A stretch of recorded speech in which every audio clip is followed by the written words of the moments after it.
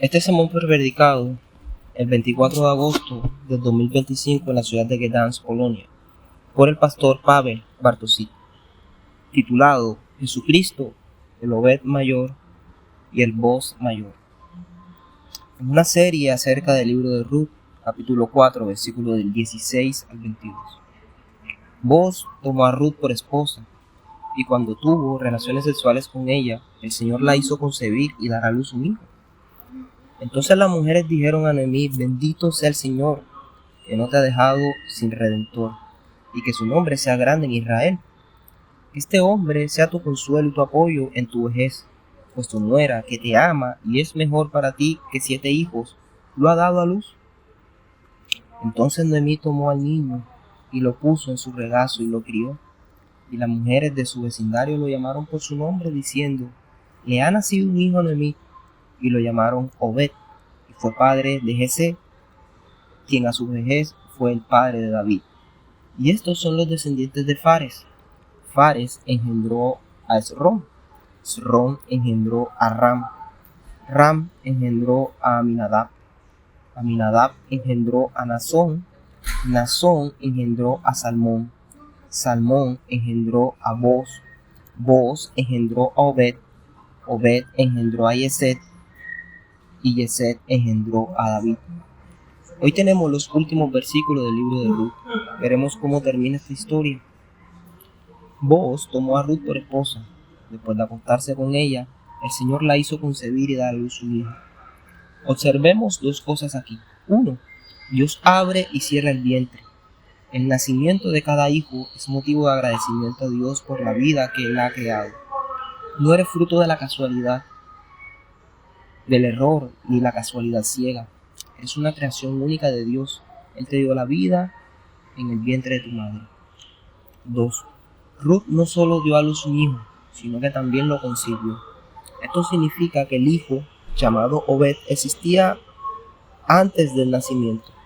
La vida humana no comienza con el nacimiento, sino con la concepción, lo cual es una verdad importante en el contexto de la dignidad e inviolabilidad de todo feto.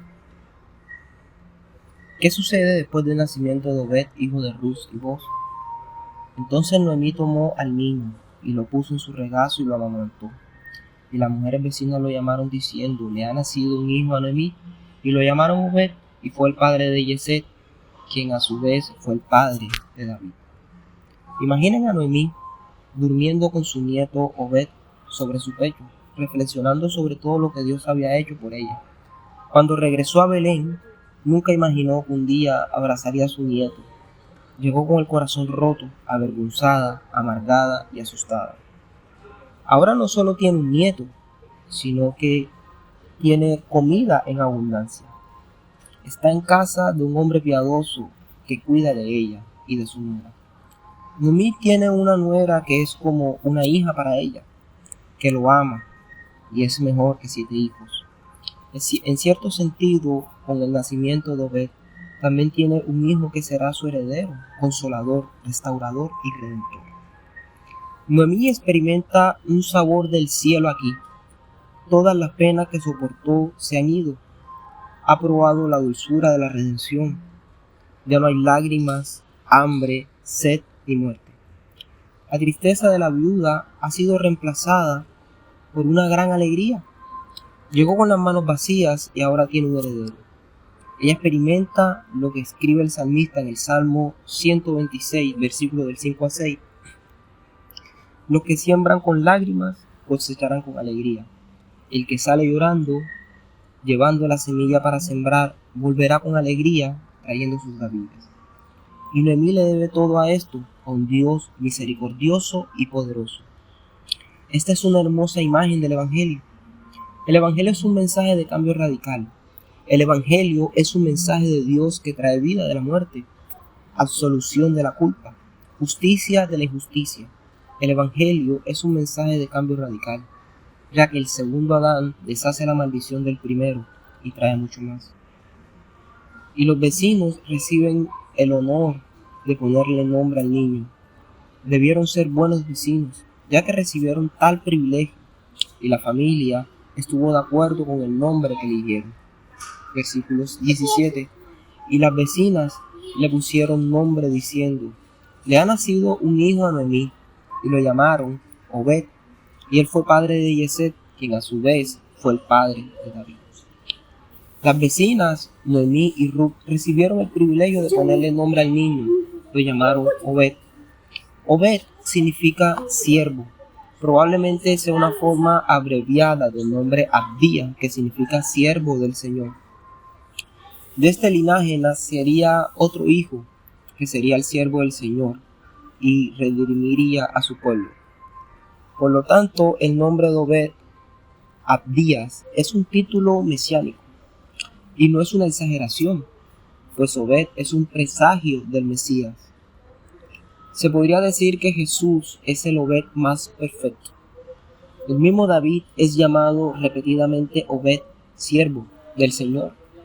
Más de 30 veces en el Antiguo Testamento y varias veces en el Nuevo Testamento, la Biblia se refiere a David como Obed del Señor. Obed señala a David, quien a su vez nos lleva a Jesús. Marcos 10 nos dice que Jesús no vino para ser servido, sino para ser Obed del pueblo. Es decir, para servir y dar su vida por muchos. Obed creció, se casó y tuvo un hijo llamado Jesed, versículo 17. Jesed tuvo muchos hijos, eran jóvenes altos y valientes. El menor era pastor y se llamaba David. Luego a ser un gran rey de Israel. Así vemos la conexión entre las historias de Ruth, Boaz y David. David era su bisnieto. Siempre recordamos cómo termina el libro de los jueces. Lo comentamos en el primer sermón sobre el libro de Ruth. El libro de los jueces termina con las palabras: en aquellos días no había rey en Israel, y cada uno hacía lo que quería. El libro de los jueces termina con una descripción de la necesidad del pueblo de Dios de un rey. El libro de Ruth termina con una descripción de la preparación que Dios hizo de su pueblo para la llegada a este rey. Estos son los descendientes de Fares. Fares engendró a Esrón, Esrón engendró a Ram, Ram engendró a Aminadab, Aminadab engendró a Naasón, Naasón engendró a Salmón, Salmón engendró a Boaz, Boaz engendró a Obed, Obed engendró a Jesed, Jesed engendró a David. ¿Quién es Fares? ¿Y por qué la genealogía comienza con él? Fares es hijo de la unión incestuosa de Judá y su nuera Tamar. ¿Por qué es el padre de la genealogía de Ruth aquí?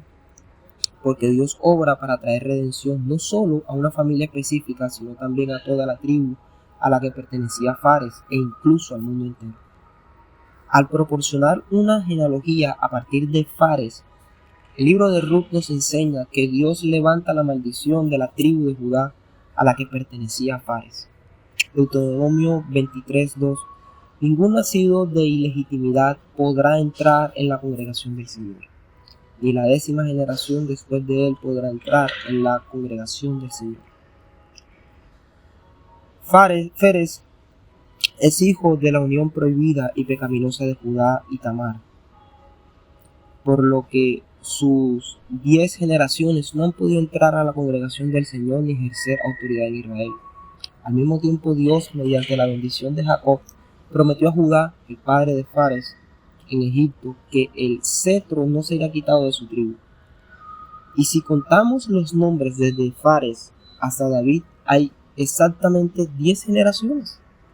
Por lo tanto, Dios es completamente fiel a sus promesas.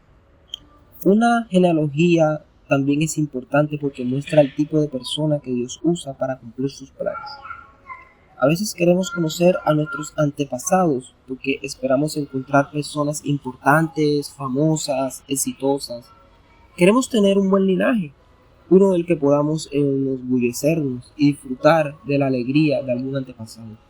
Pero, ¿qué pasa si descubrimos algo vergonzoso, deshonroso, algo que termina en fracaso y ni siquiera queremos recordarlo? Eso es precisamente lo que sucedió con Fares.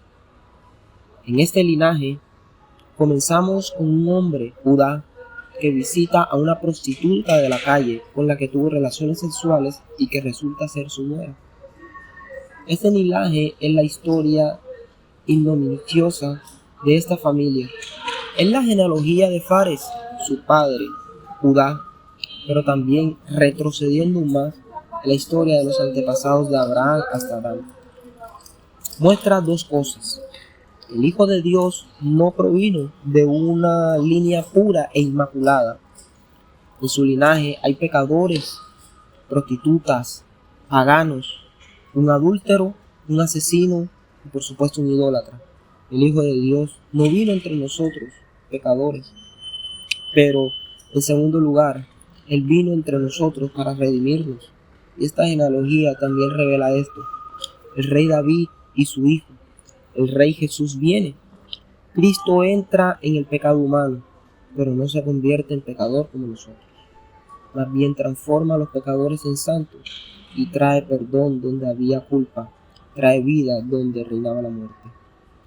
Así es, esta historia prefigura la línea real de la que descenderá Cristo. Boaz, Ruth, Obed, Yesed, David, Cristo. Las genealogías completas de Cristo se encuentran en Lucas capítulo 3 y Mateo capítulo 1. La lista de 10 generaciones en el libro de Ruth también alude a las genealogías de Génesis.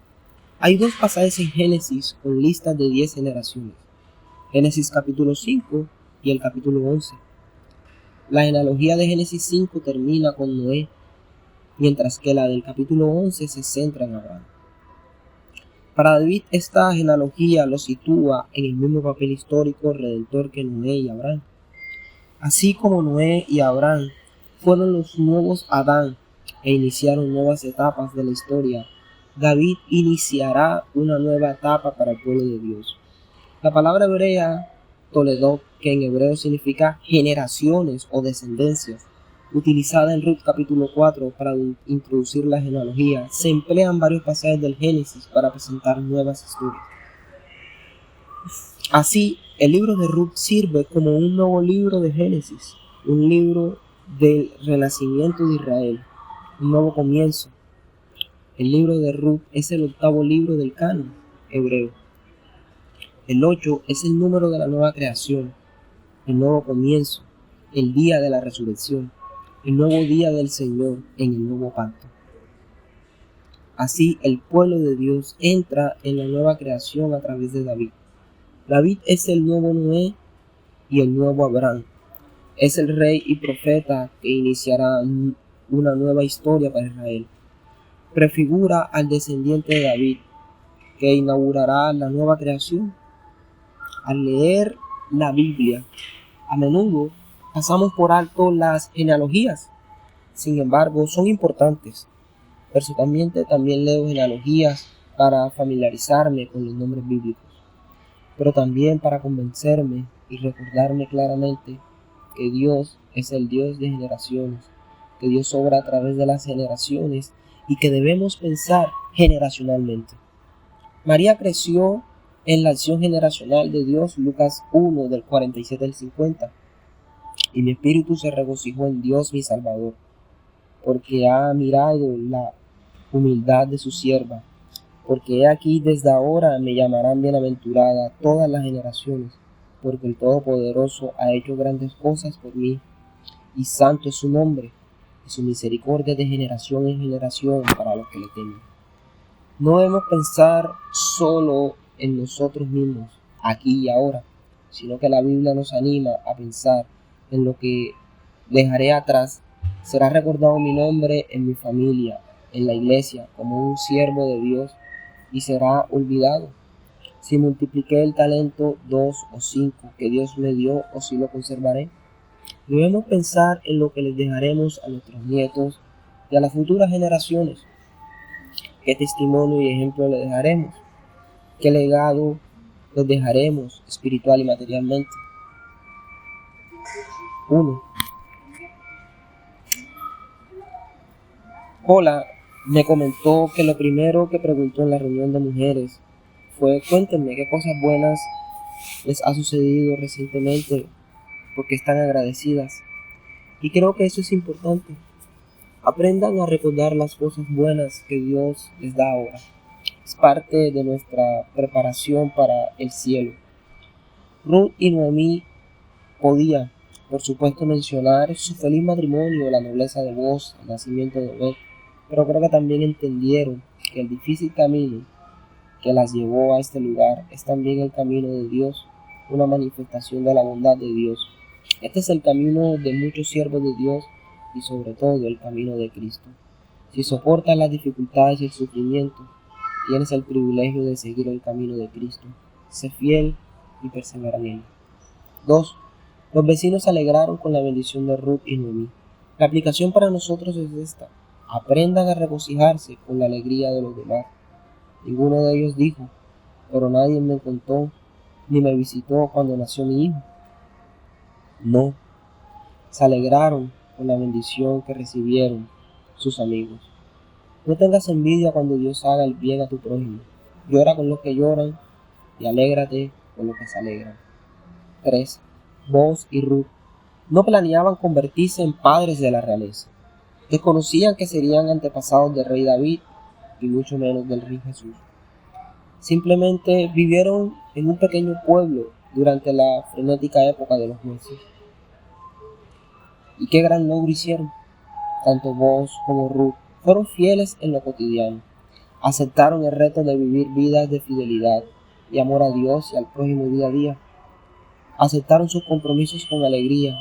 Vivieron según el principio: mi vida por la tuya. Y en respuesta, Dios los bendijo abundantemente.